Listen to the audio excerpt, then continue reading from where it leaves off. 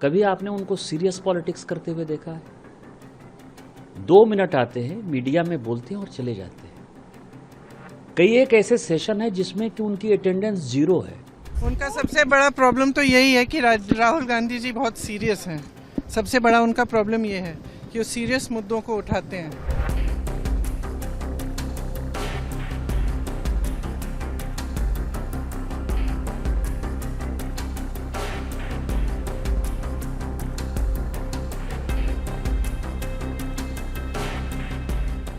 उनका सबसे बड़ा प्रॉब्लम तो यही है कि राहुल गांधी जी बहुत सीरियस हैं।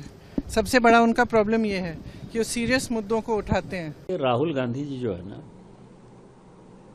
मुझे लगता है कि इस देश के इतिहास में पहली बार ऐसा हुआ है जब विपक्ष के नेता को इस देश से कोई मतलब ही नहीं है। कभी आपने उनको सीरियस पॉलिटिक्स करते हुए देखा है? 2 मिनट आते हैं, मीडिया में बोलते हैं और चले जाते हैं।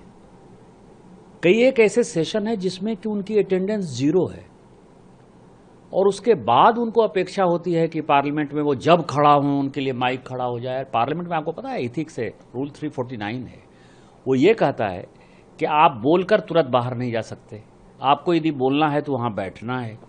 मुझे लगता है कि उन्होंने नियम कानून पढ़ा ही नहीं। दूसरा, यदि उनको सरकार चलाने का थोड़ा भी अनुभव होता, मुझे लगता है कि उनको ट्रेनिंग लेनी चाहिए। खरगे जी से ही ट्रेनिंग ले लें, किसी दूसरे से नहीं ले लें। उनके अध्यक्ष तो कम से कम मंत्री रहे हैं।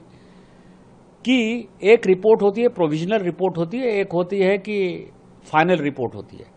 तो प्रोविजनल रिपोर्ट यह है कि ऑपरेशन सिंदूर में हमारी जीत हो गई है। अब परमानेंट जो रिपोर्ट बनेगी, जिसको फाइनल रिपोर्ट कहते हैं, जब पाकिस्तान ऑक्युपाइड कश्मीर हम ले लेंगे तब आपको फाइनल रिपोर्ट आपको बताने की भी आवश्यकता नहीं पड़ेगी। हम देश को, दुनिया को बता देंगे। क्योंकि न्यू नॉर्मल जो है, माननीय प्रधानमंत्री जी ने कहा है कि जब भी अब पाकिस्तान से बात होगी तो केवल हमारा जो हिस्सा कश्मीर का पाकिस्तान ने जबरदस्ती कब्जा कर लिया है 1947-48 से, उसी के बारे में बात होगी। तो इसको आप क्या कहेंगे? इसको मूर्खतापूर्ण ही बात कहेंगे। तो कई एक चीजें हैं। मैं दूसरी बात और कह दे रहा हूं, कल मैंने उनका बयान पढ़ा SIR पर। अब आप समझें कि ये कानून जब 21 साल से 18 साल राजीव गांधी जी ने युवा वोटरों को आकर्षित करने के लिए जब ये कानून लेकर आए, उसमें उन्होंने जो है स्पेशल इंटेंसिव रिवीजन का जो है खुद का प्रोविजन किया। ये पार्लियामेंट में माननीय राजीव गांधी जी का पास किया हुआ कानून है। अपने पिताजी के भी पास किए हुए कानून को नहीं मानते हैं। 2003 के अंदर जो है बिहार में इस तरह का SIR हो चुका है। और SIR क्यों नहीं होगा? मैं आपको बताऊं कि मैं बिहार का वोटर रहा। 4 बार जब मैं सांसद बना, मैं बिहार का वोटर रहा। आज मेरे घर में ताला चाबी बंद है, यदि मैं नहीं रहता हूं वहां तो मेरा वोट क्यों होगा?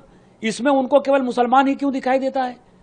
और मुसलमान यदि दिखाई देता है तो बांग्लादेशी मुसलमान के साथ मिलकर, बांग्लादेशी घुसपैठियों के साथ मिलकर कोई सरकार नहीं बन सकती। यह चुनाव बिहार में या पूरे देश भर में भारत के सिटीजन के ऊपर हो रहा है, बिहार के नागरिक के ऊपर हो रहा है, ना कि बांग्लादेशी नागरिक को वोटर बनाने के ऊपर हो रहा है। बांग्लादेशी यदि घुसपैठिए यहां आए हैं और गलत तरीके से आए हैं, जैसे 70 साल का कोई आदमी 2010 में वोटर नहीं है, 15 में वोटर नहीं है, 20 में वोटर नहीं है, 24 के लोकसभा में वोटर नहीं है, और वो अचानक यदि 25 में वोटर होना चाहेगा तो कोई पूछेगा ना भाई कि तुम्हारी उम्र तो 70 साल है, 70 साल में तुम इतने वर्षों से वोटर क्यों नहीं हुए? इसका मतलब वो बांग्लादेशी घुसपैठिया है। तो इस तरह की घटिया बातें जो है। और चुनाव आयोग, आपको पता है कि कई एक चुनाव आयुक्त ऐसे हुए, MS गिल तो अंतिम उदाहरण थे, जो चुनाव आयुक्त से हटे और उनको कांग्रेस ने मंत्री बना दिया। तो जिस तरह से अपना करते थे, रिगिंग करते थे। मैंने कल ही ट्वीट किया है कि बिहार में क्या होता था, बैलेट के ऊपर जब चुनाव होता था तो कितनी रिगिंग होती थी, मारपीट, गुंडा बदमाशी, दलित, पिछड़े, शेड्यूल कास्ट, शेड्यूल ट्राइब। आपने देखा था गांव में जो है वोट डालने जाते थे? नहीं जाते थे। जो जाते थे उनको गोली मार दी जाती थी। तो उस तरह के दिन, दुर्दिन ये लाना चाहते हैं। कांग्रेस निकृष्ट पार्टी हो गई है, उसकी मानसिकता विकृत हो गई है। और मुझे इससे ज्यादा जो है नेता विपक्ष पर कुछ बोलना नहीं।